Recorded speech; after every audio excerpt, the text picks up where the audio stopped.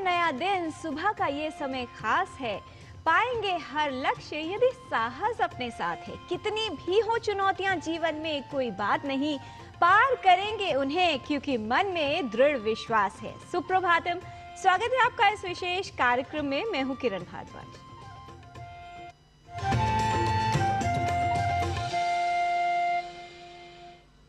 समय का चक्र निरंतर चलता है। समय कैसा भी हो अवश्य बदलता है। समय का सही उपयोग सबसे बड़ी विजय है। जो समय को श्रेष्ठ मानते हैं, उसका सदुपयोग करते हैं, कद्र करते हैं, सम्मान करते हैं, वही अपने जीवन में हर चुनौती को पार कर पाते हैं। इसलिए समय चाहे कैसा भी हो, आवश्यक है कि अपनी गति बनाए रखें और जीवन में निरंतर चलते रहें।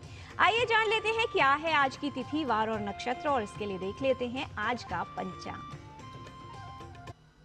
आज का पंचांग युगाब्द 5127, विक्रम संवत 2082, शक संवत 1947, दक्षिणायन मार्गशीर्ष मास, कृष्ण पक्ष, त्रयोदशी तिथि, मंगलवार, स्वाति नक्षत्र। आज का दिन सभी के लिए मंगलमय हो। व्यक्ति की क्षमताएं सीमित नहीं होती, लेकिन वो जो प्राप्त करना चाहता है यानी उसकी इच्छाएं, वो कहीं ना कहीं सीमित हो जाती हैं। यदि दृढ़ संकल्प हो, साहस हो, स्वयं पर विश्वास हो और विचारों में सकारात्मकता रखी जाए तो जीवन में हर समस्या का समाधान किया जा सकता है, हर चुनौती को पार किया जा सकता है। विचारों की सकारात्मकता एक ऐसी ऊर्जा है जो न सिर्फ हमें आगे बढ़ने की शक्ति देती है, बल्कि कठिन समय में वो साहस भी प्रदान करती है, जिससे हम समस्याओं का सामना बेहतर तरीके से कर पाते हैं। इसलिए अपने विचारों को सदा ही सकारात्मक बनाए रखें। सकारात्मक विचारों को सुनना जीवन को परिवर्तित कर सकता है और उन्हें जीवन में धारण करना जीवन में उद्धार अर्थात प्रगति का माध्यम बनता है। आइए देख लेते हैं आज का सुविचार सुभाषित। धर्मो यशो न योदाक्ष्यं मनोहारि सुभाषितम् इत्यादि गुणरत्नानां संग्रहीना वसीदति। धर्म, यश, नीति, दक्षता, चित्त को मोहित करने वाली मधुरवाणी जैसे उत्तम गुणों का संग्रह करने वाला व्यक्ति कभी दुखी नहीं होता। One who is dutiful, truthful, skillful and has pleasing manners can never feel sadness. ईश्वर की प्राप्ति के लिए भक्ति प्रमुख मार्ग है। सामान्य व्यक्ति भक्ति के माध्यम से परमात्मा को प्राप्त कर सकता है। भक्ति की शक्ति जीवन को परिवर्तित करती है। भक्ति करने वाले साधकों को ईश्वरत्व प्राप्त होता है। श्रीमद् भगवद गीता में भक्ति के 9 प्रकार बताए गए हैं। इन्हीं में से एक है नवधा भक्ति, जो बहुत ही महत्वपूर्ण है। भारतीय ज्ञान परंपरा में नवधा भक्ति का क्या महत्व है, आइए देख लेते हैं। इस पर आधारित हमारी सहयोगिनी निधि तिवारी की ये विशेष रिपोर्ट।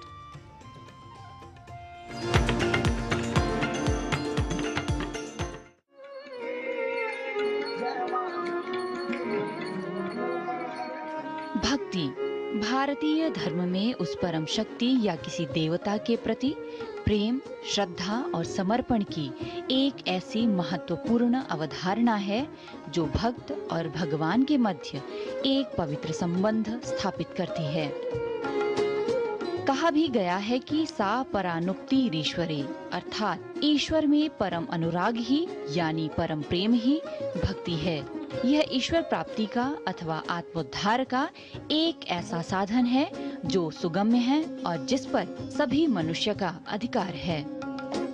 वस्तुतः शास्त्रों में भक्ति के साधन और साध्य रूप से 2 प्रकार बतलाए गए हैं।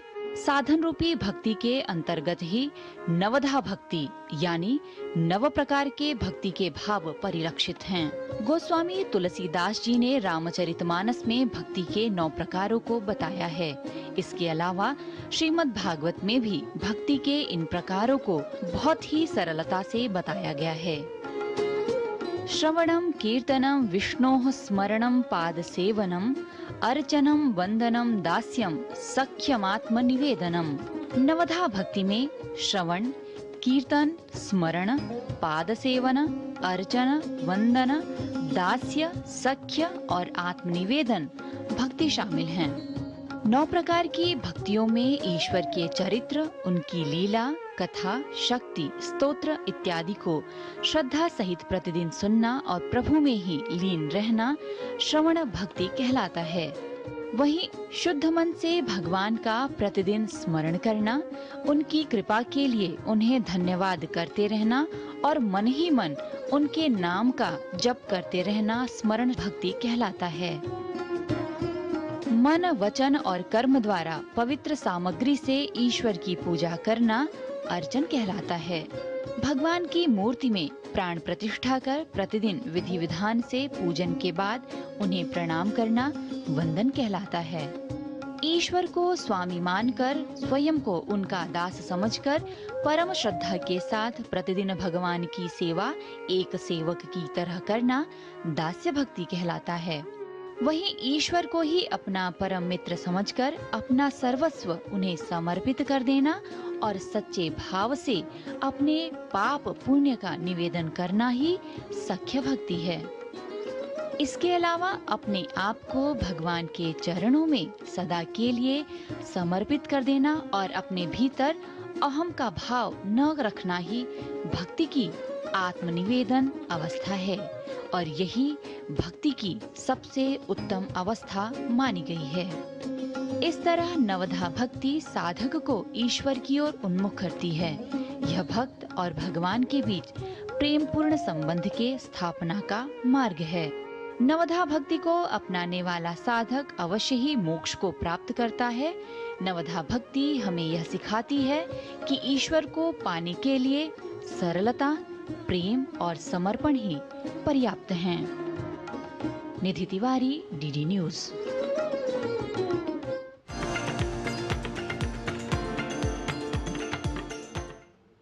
कहा जाता है कि ईश्वर की भक्ति हमें वो शक्ति प्रदान करती है जिससे जीवन प्रगति के मार्ग पर भी चलता है और जीवन का उद्धार भी होता है। ईश्वर के समत्व यदि अपना समर्पण किया जाए वही सच्ची भक्ति है और वही शक्ति का आधार है। जिस प्रकार शक्ति हमें जीवन में आगे बढ़ने के लिए सहायक होती है, ठीक उसी प्रकार स्वास्थ्य को ठीक रखने के लिए भी शक्ति महत्वपूर्ण है और वो है हमारी रोग प्रतिरोधक शक्ति। स्वस्थ शरीर के लिए हृदय का स्वस्थ होना आवश्यक है।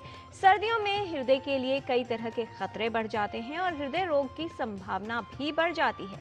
इस मौसम में हृदय रोगियों को अत्यंत सावधान रहने की आवश्यकता होती है। साथ ही जीवन शैली में कुछ बदलाव भी करना चाहिए। आइए देख लेते हैं एक रिपोर्ट और ये समझ लेते हैं कि कौन सी सावधानियां रखकर हृदय रोगी सर्दियों के मौसम में भी अपने हृदय को स्वस्थ और सुरक्षित रख सकते हैं।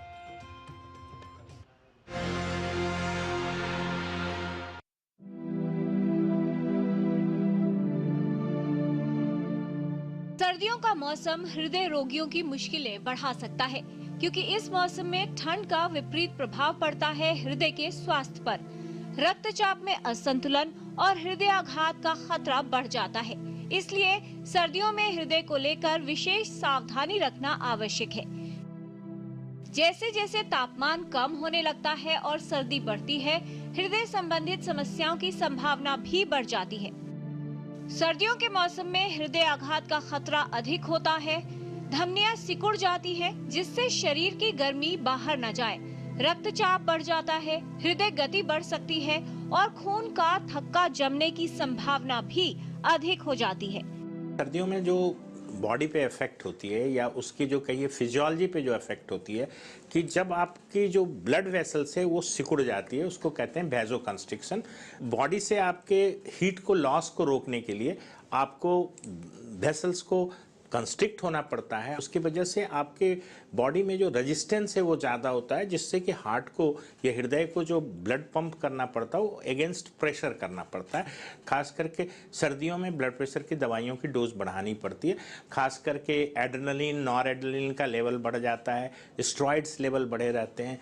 ब्लड की जो क्लॉटिंग मैकेनिज्म है वो भी ठंड के दौरान चेंज हो जाती है और ऐसा देखा गया है कि ब्लड जो है या रक्त जो है वो चिपचिपा सा हो जाता है, उसमें कहिए कि क्लॉट बनने की जो संभावना है या थक्के बनने की जो संभावना है वो बढ़ जाती है। तो ये सब मिलकर संभावित हार्ट अटैक का खतरा बढ़ाते हैं। अव्यवस्थित जीवन शैली और हृदय के स्वास्थ्य को लेकर लापरवाही आपके हृदय के लिए खतरा उत्पन्न कर सकती है। हृदय की सही देखभाल करें और साथ ही ये भी जानना आवश्यक है कि सर्दियों के मौसम में हृदय को स्वस्थ कैसे रखा जाए। सर्दी के मौसम में बहुत ही सावधानी बरतने की ज़रूरत होती है, खास करके उन लोगों को जिन लोगों को पहले से हार्ट डिजीज़ है, उनको किसी को स्टेंट लगा हुआ है, बाईपास सर्जरी हुई है या आपने इको कराया उसमें आपको पता चला कि आपकी हार्ट की पंपिंग या इजेक्शन फ्रैक्शन कम है, वैसे लोगों को बहुत सावधानी बरतने की ज़रूरत होती है। सर्दियों में लोग अल्कोहल लेते हैं, अल्कोहल लेने से लगता है उनकी बॉडी वार्म हो गई है, बट अल्कोहल लेना बहुत ही डेंजरस होता है सर्दियों के दिन में। इसी तरीके से स्मोकिंग भी बहुत डेंजरस होता है और अल्कोहल जो है एक वेजोडाइलेटर से वो नसों को फैलाता है, तो आपको और ज़्यादा सर्दी के लिए वो ज़्यादा परेशान करेगा, न कि वो आपको कोई गर्मी देगा। हृदय को स्वस्थ रखने के लिए स्वस्थ जीवन शैली अति उपयोगी होती है, लेकिन यदि आप व्यायाम करते हैं और सर्दियों के मौसम में सुबह सुबह सैर के लिए बाहर निकलते हैं तो सावधान हो जाइए, क्योंकि ये भी आपके हृदय के लिए घातक और हानिकारक सिद्ध हो सकता है। जब भी आप कभी मॉर्निंग वॉक पे निकलते हैं उसको अवॉइड करें। आपको वॉक जो है वो सनराइज के बाद या सूर्योदय के बाद जाएं, पूरी तरह से कवर्ड होके जाएं और कवरिंग भी जो आपकी जो क्लोथिंग होनी चाहिए वो लेयर्ड में होनी चाहिए, जिसकी वजह से आप सर्दी को रोक सकें। और एक बहुत इंपॉर्टेंट चीज़ है, खास करके मैं बुज़ुर्गों को भी देखता हूं कि वो सर नंगा रख के वो वॉक करते हैं। मुझे लगता है कि जो हेड का सरफेस एरिया है, जो एरिया है वो बहुत ज़्यादा होता है, वहाँ से हीट लॉस बहुत होता है, इसलिए ज़रूर टोपी का इस्तेमाल करें, हेड को कवर करके रखें, हेल्दी डाइट खाएं, फ्रेश फ्रूट्स खाएं, होममेड फूड सबसे इम्पॉर्टेंट है। जंक फूड को बिल्कुल ना कहें, प्रोसेस्ड अल्ट्रा प्रोसेस्ड फूड बिल्कुल ना खाएं और सबसे ज़्यादा सावधानी बरतने की ज़रूरत है कि आप अपनी दवाई समय से लें और उसको कभी नागा ना करें। हृदय को स्वस्थ रखने के लिए हमें अपने दिनचर्या में छोटे छोटे बदलाव करने की आवश्यकता होती है। सर्दियों में हृदय को सुरक्षित रखना है तो इसके लिए कुछ बातों का ध्यान रखना चाहिए। सर्दियों में हृदय रोगी विशेष सावधानी रखें और सभी लोग अपने हृदय का विशेष ध्यान रखें, जिससे सर्दियों के मौसम में भी आपका हृदय स्वस्थ और सुरक्षित रहे। किरण भारद्वाज, डीडी न्यूज।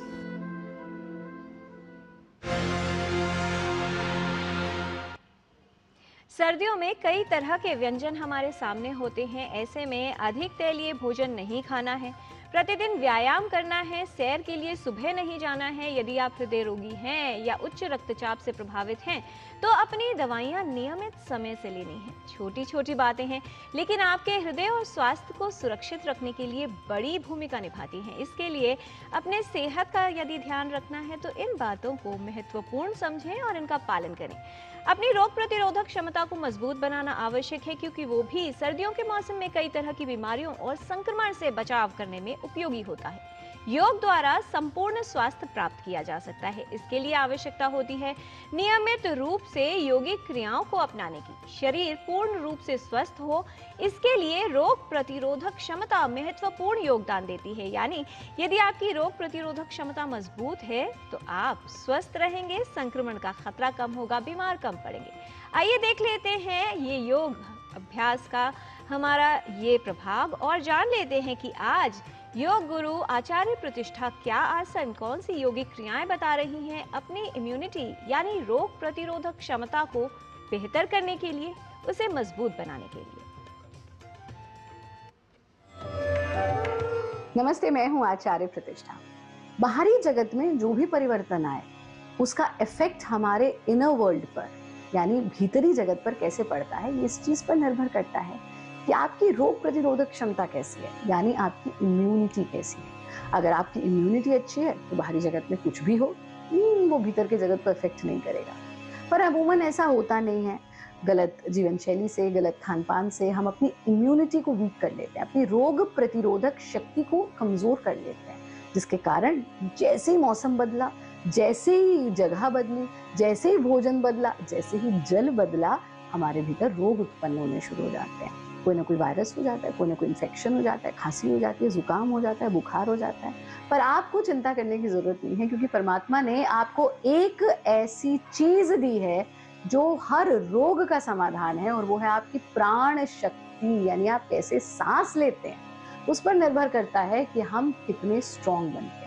आज हम सीखेंगे भारत योग ब्रीदिंग। हमारी एब्डोमिनल ब्रीदिंग भी आ जाती है, इसमें चेस्ट ब्रीदिंग भी आ जाती है, डायफ्राम ब्रीदिंग, ओवरऑल ब्रीदिंग, यानी हमारी रोग प्रतिरोधक क्षमता को बढ़ाने का रामबाण उपाय है।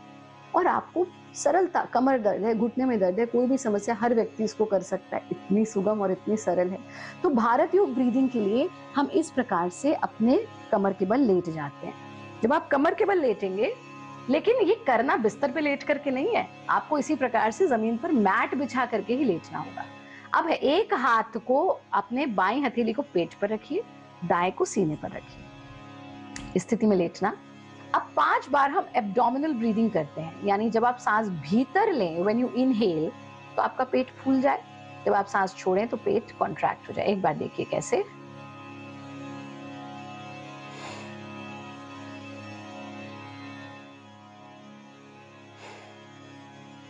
इस प्रक्रिया को 5 बार दोहराएंगे। दूसरे स्टेप में हम चेस्ट ब्रीदिंग करते हैं, यानी जब सांस लेंगे तो चेस्ट फूल जाएगी, सीना फूल जाएगा, जब सांस छोड़ेंगे तो सीना संकुचित हो जाएगा। एक बार देखिए।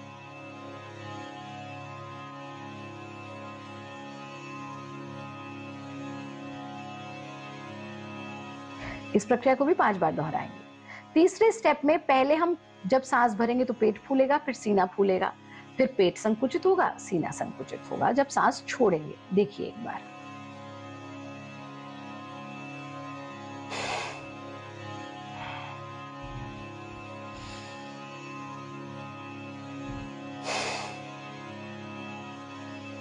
इस प्रक्रिया को भी 5 बार दोहराइए।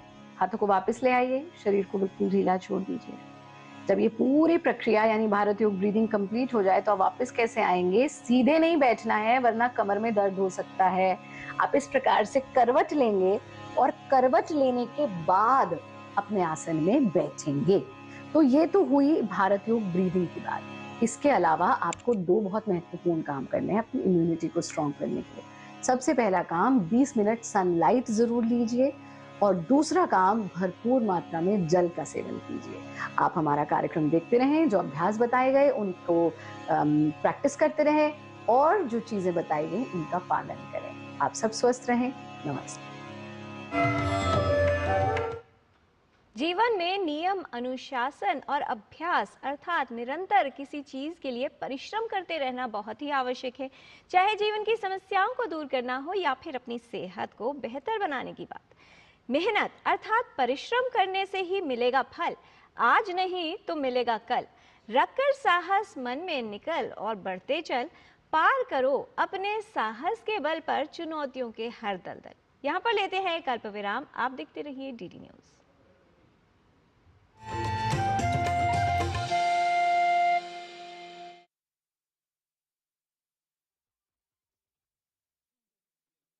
वाली MDH की सुपर हीट, जिन्होंने यूज किया है वो जानते हैं असली हींग का स्वाद। MDH सुपर हीट, शुद्धता का असली तड़का। असली मसाले सच सच MDH। सुनो, एक अच्छी इंश्योरेंस पॉलिसी AI से पूछते हैं। एक ऐसी पॉलिसी जिसमें प्रीमियम पेमेंट हो लिमिटेड पर इनकम आती रहे लाइफ टाइम। LIC का जीवन उत्सव। एक ऐसी पॉलिसी जो दे होल लाइफ इंश्योरेंस कवर भी। LIC का जीवन उत्सव। वाओ, चलो तो LIC की जीवन उत्सव पॉलिसी ही लेते हैं। मैं भी तुमसे यही कह रही थी, LIC का जीवन उत्सव। लाइफ टाइम सेलिब्रेशन मनाइए LIC के जीवन उत्सव के साथ, फ्यूचर सेट है। 80 करोड़ लोगों को मुफ्त राशन की सौगात है। 1 नहीं 2 नहीं, ये 5 साल तक की बात है। मुफ्त में आपको अन्न मिलेगा, हर परिवार हर मंथ मिलेगा, कहीं भी किसी भी राशन की दुकान से मिलेगा। ये मोदी की गारंटी है। जी हाँ, प्रधानमंत्री गरीब कल्याण अन्न योजना के तहत 1 जनवरी 2024 से आने वाले 5 सालों तक गरीब और अंत्योदय परिवारों को हर माह मुफ्त राशन मिल रहा है। मुसीबतों की छुट्टी मोदी की गारंटी। लाल रंग इसका अपार, तीखा कम है फिर भी स्वाद। बेमिसाल बेमिसाल MDH Kashmiri. MDH Kashmiri. MDH।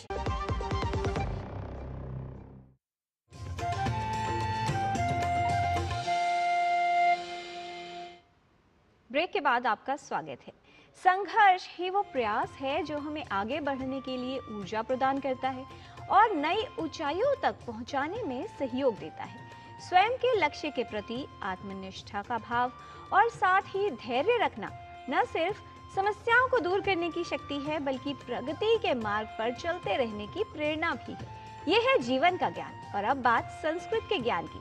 Sanskrit का ज्ञान लेने के लिए आइए चलते हैं हमारे सहयोगी डॉक्टर देवीश द्विवेदी के साथ संस्कृत पाठशाला में और जान लेते हैं कि संस्कृत के कौन से प्रयोगों को आज वो हमें सिखाने वाले हैं।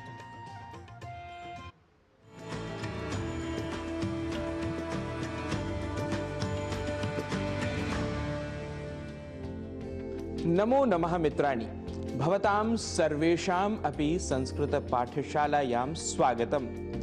मम नाम गवीशः। संस्कृत सीखने के क्रम में आज हम सर्वनाम पदों की षष्ठी विभक्ति के रूपों को सीखेंगे एवं संबद्ध वाक्यों की रचना एवं वाचन करना सीखेंगे। सबसे पहले पुल्लिंग रूपों को जान लेते हैं। यदि हमें वो या वह कहना होता है तो संस्कृत में इसे कहते हैं सह।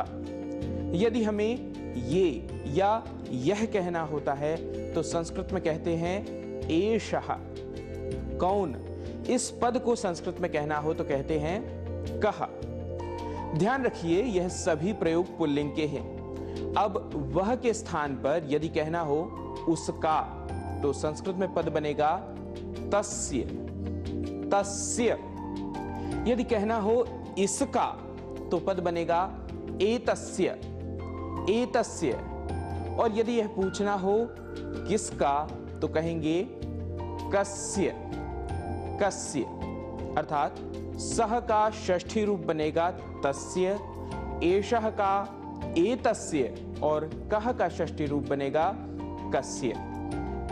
यह सभी षष्ठी विभक्ति एक वचन के ही रूप हैं। साथ ही यह भी ध्यान देना है कि तस्य का प्रयोग दूर स्थित या अन्यत्र स्थित पुल्लिंग के संदर्भ में ही हमें करना है और एतस्य का प्रयोग समीपस्थ पुरुष के संदर्भ में ही।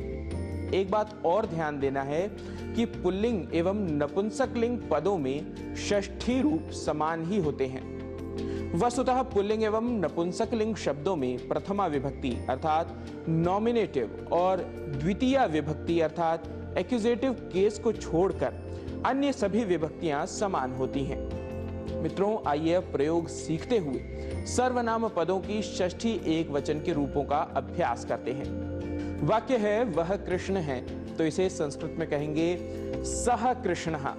इतना तो हम विगत कक्षाओं में सीख चुके हैं। आज हमें सीखना है उनका नाम कृष्ण है, इसे संस्कृत में कैसे कहेंगे। इसके लिए वाक्य बनेगा तस्य नाम कृष्णः। तस्य नाम कृष्णः। आइए कुछ और उदाहरणों से इसका अभ्यास कर लेते हैं। कुछ पुल्लिंग नाम मैं कहूंगा और उसके साथ तस्य नाम यह दो पद लगाकर हम वाक्य बनाएंगे। ओजस्वी। तस्य नाम ओजस्वी। तस्य नाम ओजस्वी अर्थात उनका नाम ओजस्वी है। ओजस्वी यह पद ईकारांत होने के कारण बहुत से लोगों को स्त्रीवाचक लग रहा होगा, पर यह पुल्लिंग शब्द है जिसका रूट वर्ड अर्थात मूल रूप ओजस्विन है। मित्रों, जब हमें समीपस्थ किसी पुरुष का नाम बताना होता है तो हम कहते हैं इसका। हम कहते हैं इसका नाम मुकुल है। इसका या इनका इस पद के लिए संस्कृत रूप होता है एतस्य। तो वाक्य बनेगा एतस्य नाम मुकुलः अर्थात इनका नाम मुकुल है। गणेशः। एतस्य नाम गणेशः। एतस्य नाम गणेशः अर्थात इनका नाम गणेश है। प्रणवः। एतस्य नाम प्रणवः। एतस्य नाम प्रणवः अर्थात इनका नाम प्रणव है। सुनीलः। एतस्य नाम सुनीलः अर्थात इनका नाम सुनील है। मित्रों, अब यदि नाम ही पूछना हो तो कहेंगे कस्य नाम सुनीलः, अर्थात किनका नाम सुनील है। तो यदि सुनील खुद बोले तो कहेंगे मम नाम सुनीलः, अर्थात मेरा नाम सुनील है। मम यह अहम पद की षष्ठी विभक्ति का रूप है। वैसे यदि किसी कारण सुनील न बोलना चाहें तो आप कह सकते हैं तस्य नाम सुनीलः, अर्थात उनका नाम सुनील है, या फिर एतस्य नाम सुनीलः, अर्थात इनका नाम सुनील है। यह ध्यान रखिएगा, यदि सुनील पास खड़े हों तभी एतस्य इस पद का प्रयोग करना है, अन्यथा तस्य पद का ही हमें प्रयोग करना है। मित्रों, अब मैं आप सभी से पूछता हूं कस्य नाम गवीशः, तो आप सभी तस्य नाम गवीशः या फिर एतस्य नाम गवीशः कह सकते हैं। यदि आप फोन के माध्यम से मुझे देख रहे हैं और स्क्रीन आपके पास है तो आप कह सकते हैं एतस्य नाम गवीशः। यदि आप टीवी पर देख रहे हैं तो आप कह सकते हैं तस्य नाम गवीशः। तो आज की कक्षा में सीखे तस्य, एतस्य एवं कस्य का प्रयोग करते हुए करते रहिए संस्कृत का अभ्यास। इसी क्रम में अग्रिम अभ्यास के साथ होंगे उपस्थित। तब तक के लिए नमस्कार।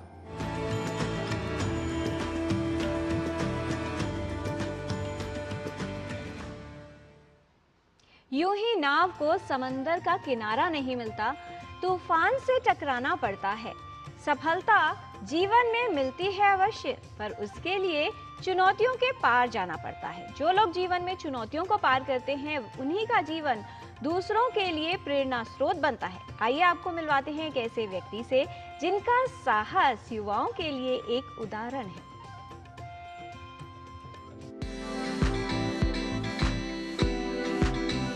ऊंचे ऊंचे इन पहाड़ों पर चलने वाले ये व्यक्ति हैं ललित लेउआ। उम्र है 77 साल।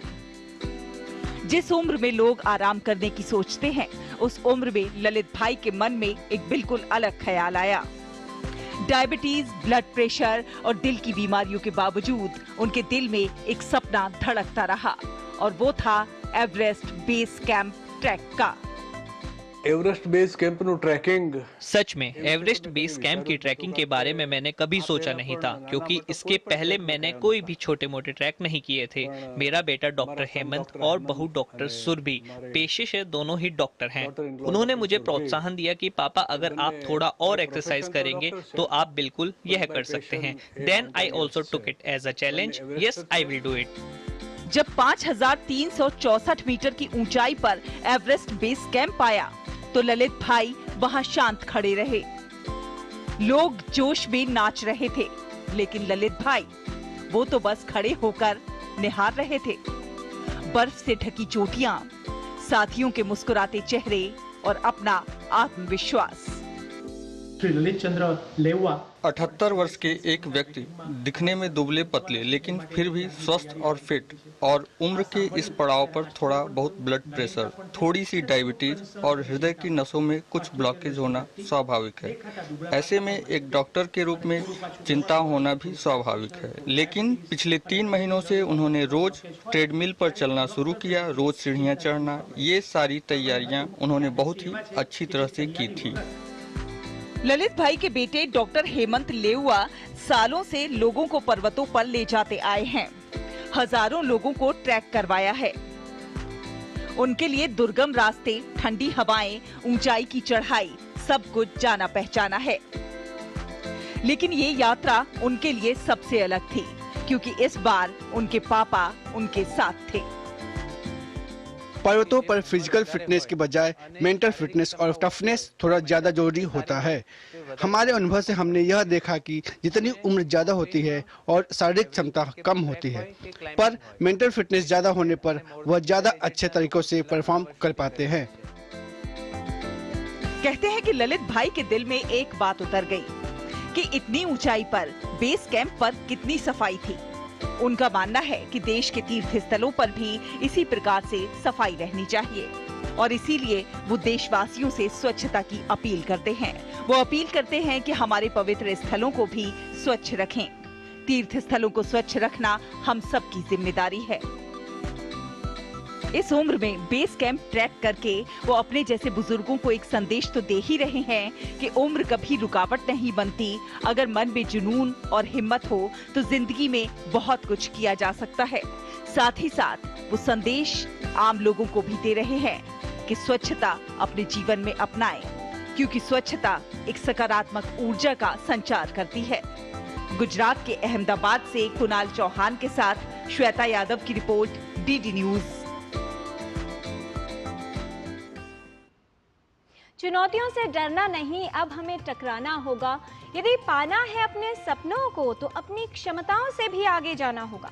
व्यक्ति का विकास या उसकी सफलता तब शुरू होती है जब वो दुनिया को नहीं बल्कि स्वयं को बदलना शुरू करता है।